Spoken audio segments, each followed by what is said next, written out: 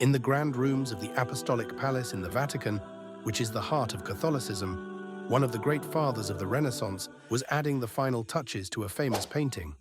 This painting, now one of the most well-known artworks from that time, is the School of Athens by Raphael. It shows great thinkers from ancient times, like Plato and Aristotle in the center, deep in conversation. Socrates can be seen discussing on the side, and Euclid is busy with his mathematics in the foreground. But if you look closely at the painting, you'll notice something unusual. Standing next to Pythagoras is a man with darker skin, wearing a turban. This figure is not just a random person, it's a famous thinker from the Arab world.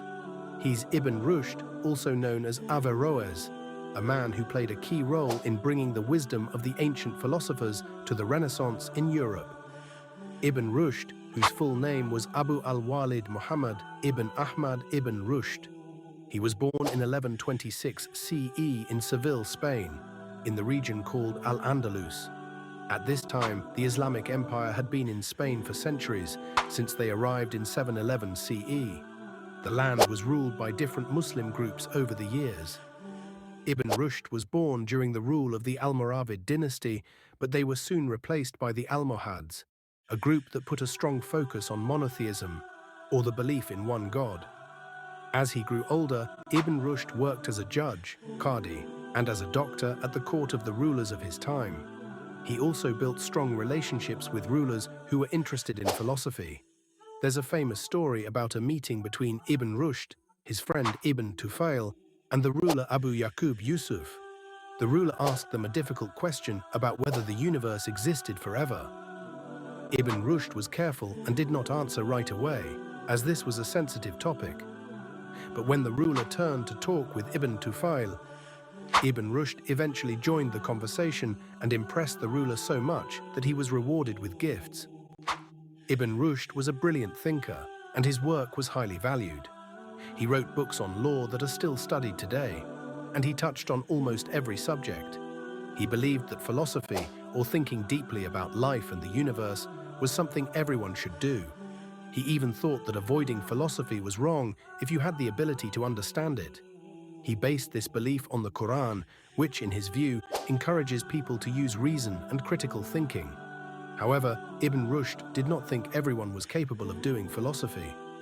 He believed most people were better off sticking to the simpler meanings of religious texts. He developed a system based on Aristotle's ideas, dividing arguments into three types: demonstrative, dialectical, and rhetorical.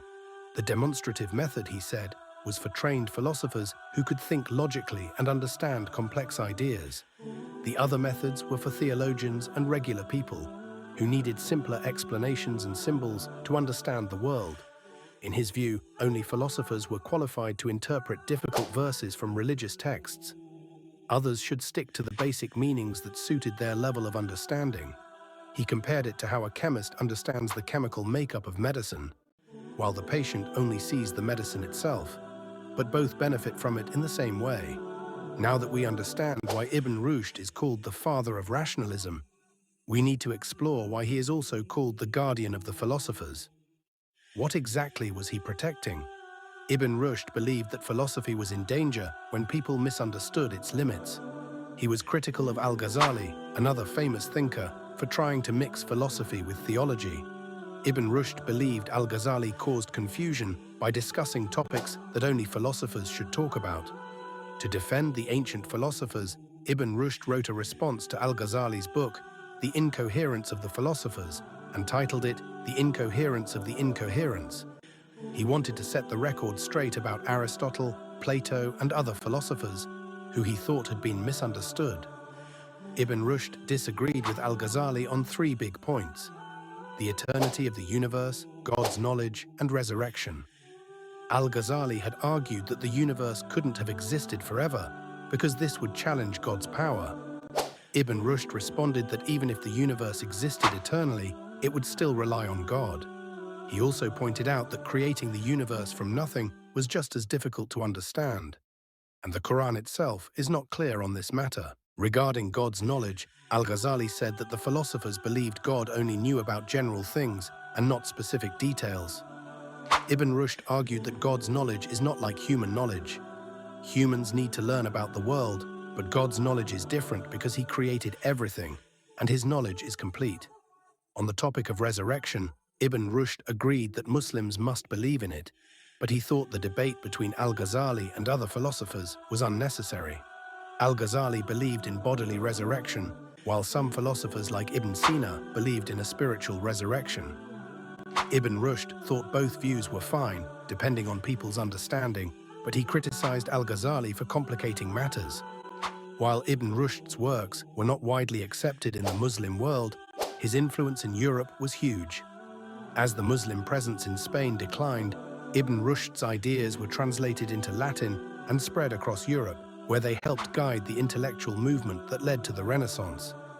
And that's how Ibn Rushd, the philosopher from Andalusia, became the key figure who connected the ancient wisdom of the Greeks and Romans with the intellectual awakening in Europe.